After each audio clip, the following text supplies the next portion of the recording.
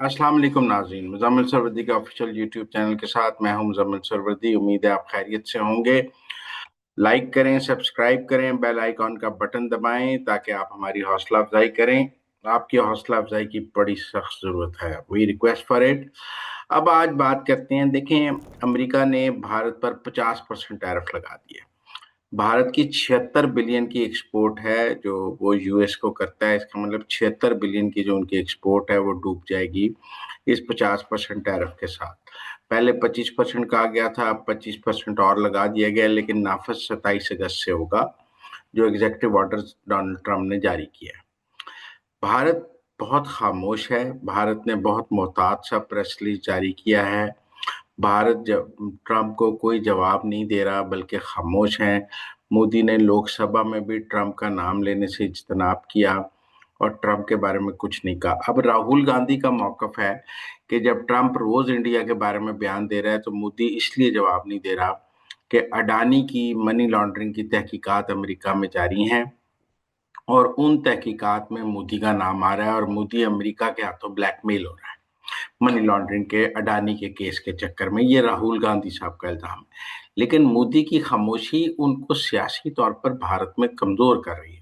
और ये जो 50% टैरिफ लगा है, ये भी भारत में मोदी की पोजीशन को कमजोर करेगा और मोदी के लिए मसाइल पैदा करेगा। लेकिन भारत अभी बिल्कुल खामोश है। इस वक्त जो भारत के रॉ चीफ हैं अजीत डोवल, वो रूस में है। अमेरिका के जो मशरिक वस्ता के नुमाइंदे हैं स्टीव विटकॉफ, वो भी रूस में हैं। उनकी भी पुतिन से मुलाकात हुई है। अगर तो 27 अगस्त तक रूस और अमेरिका के मामला तय हो जाते हैं तो आप समझिए भारत को कोई बेल आउट पैकेज या भारत के लिए कोई आसानी हो सकती है। लेकिन अगर रूस और अमेरिका के कोई मामला तय नहीं होते या यूक्रेन जंग खत्म नहीं होती तो भारत कुर्बानी का बकरा बन जाएगा। क्योंकि मगरिब को ये बात समझ आई है, अमेरिका को ये बात समझ आई है कि रूस अपना तेल यूरोप और पूरी मार्केट में बेचने के लिए भारत को इस्तेमाल कर रहा था। भारत रूस से तेल खरीदता है, उसको रिफाइन करके पूरी दुनिया में बेच रहा है और उससे भारत ने बहुत माल बनाया है। लेकिन रूस भी तो माल बना रहा है क्योंकि रूस का तेल बिक ही जा रहा है। अमेरिका ने ये दुरुस्त है कि चीन भी रूस का तेल खरीद रहा है, लेकिन चीन खरीद के आगे नहीं बेच रहा। चीन अपने मुल्क के लिए खरीद रहा है। भारत जो है वो खरीद के आगे बेच रहा है। उसने रूसी तेल को कारोबार का जरिया बनाया है। ये चीन और भारत में ये बात फर्क है। आज मैंने निकी हेली का बयान का ट्वीट पढ़ा, जो अमेरिका की बाइडेन दौर में अक़वाम मुत्तहिदा में नुमाइंदा होती थी। बहुत प्रो इंडिया उनको कहा जाता है निकी हेली को। तो निकी हेली ये कह रही थी कि हाँ, भारत को रूसी तेल नहीं खरीदना चाहिए, लेकिन डोनाल्ड ट्रंप को भारत पर पाबंदियां लगाने से पहले ये भी तो देखना चाहिए कि चीन भी तो रूस का तेल खरीद रहा है। अगर चीन की पाबंदियां हमने 3 हफ्ते तक मौखर कर दी हैं कि दोनों मुल्क आपस में मिल रहे हैं, तो भारत की पाबंदियां भी 3-4 हफ्ते तक मौखर करके बातचीत को मौका देना चाहिए। जो अमेरिका में प्रो इंडिया लॉबी है, उनकी यही लाइन थी कि जी जो रियायत अमेरिका चीन को दे रहा है, वो रियायत अमेरिका भारत को भी दे।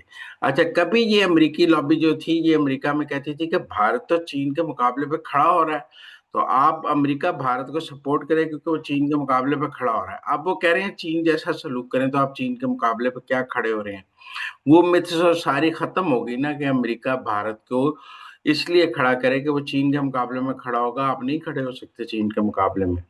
लेकिन टेक्निकल बात ये है कि जो भी इस वक्त पाबंदियां 50% लगी हैं, 25% यकम से लग गई हैं और 25% और लग के 27 अगस्त को, और जुर्माना भी है रशियन तेल का। अब अगर मोदी रूस का तेल खरीदना बंद करता है तो उनको दिफाई तौर पे बहुत नुकसान होगा। S-400 दिफाई निजाम उनसे लेना है, बहुत कुछ असला जो है वो रूस से लेना है। आप अमेरिका का असला नहीं खरीद सकते, आप चीन का असला नहीं खरीद रहे, तो रूस वाहिद ऑप्शन है भारत के पास। लेकिन अगर तेल देना बंद करेंगे तो वो असला देना बंद कर देगा।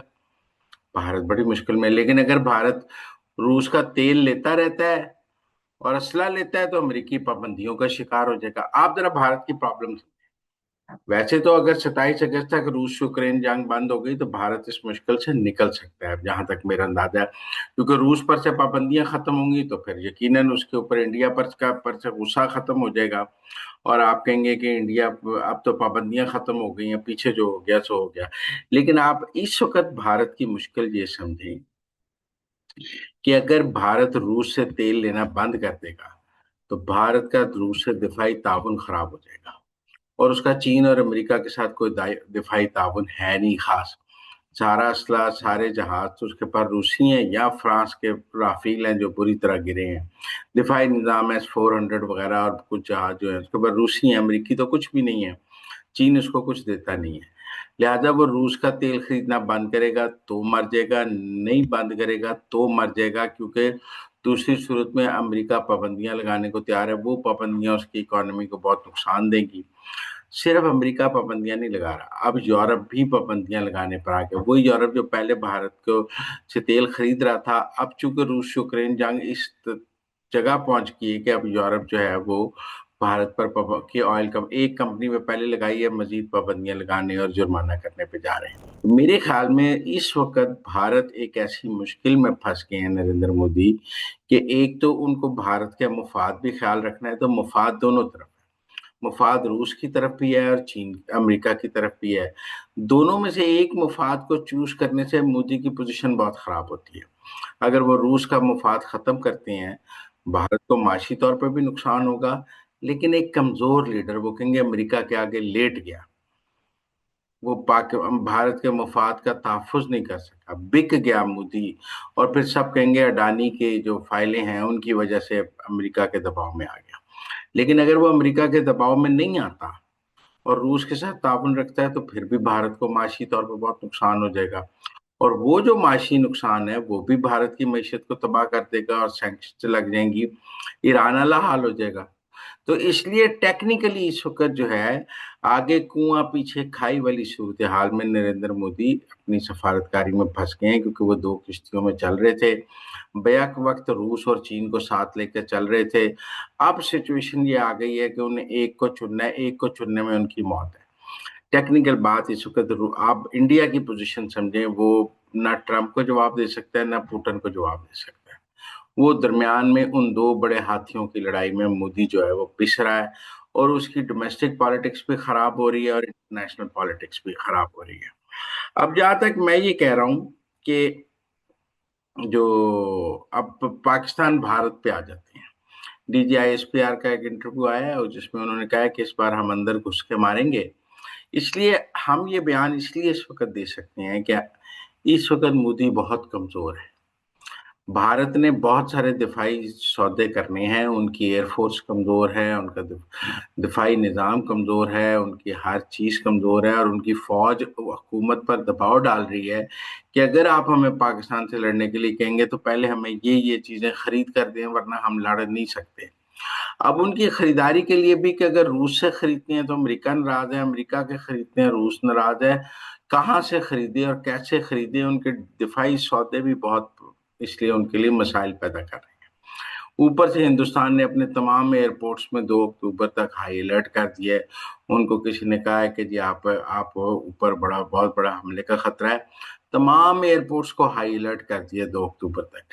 یہ تو یہ بھی ہو سکتا ہے کہ مودی اپنے ملک میں جنگ کا ماحول قائم رکھنا چاہتے ہیں، کیونکہ ان کا خیال ہے کہ اگر جنگ کا ماحول قائم رکھیں گے تو ان کی جو ڈومیسٹک پوزیشن ہے وہ ذرا بہتر رہے گی، جیسے نیتن یہو جنگ کا ماحول قائم رکھتے ہیں کیونکہ ان جنگ جو ہے ان کی وزارت عظمیٰ بچاتی رہتی ہے۔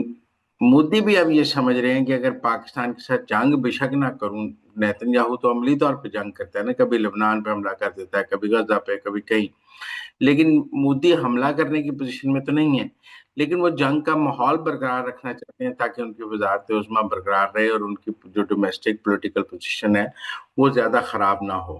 لیکن ٹیکنیکل بات یہ ہے کہ وہ اس کو لمبا عرصہ نہیں چلا سکتے۔ آخر میں لوگ اکثر کہتے ہیں کہ آپ بات ریپیٹ کرتے ہیں، ریپیٹ نہیں کرنی چاہیے، لیکن پروگرام کے آخر میں پھر نٹ شیل یہی کہوں گا کہ اگر روس یوکرین جنگ بند نہ ہوئی تو بھارت ایسا قربانی کا بکرا بنے گا کہ وہ جس ایک طرف بھی جائے گا دوسری طرف سے اسے شدید معاشی نقصان ہوگا، اور ہم آگے بھارت میں معاشی بحران دیکھ رہے ہیں، روپے کی قدر گر رہی ہے، سودے گر رہے ہیں، اور ان کا جو بزنس مین ہے وہ اس وقت شدید پریشان ہے۔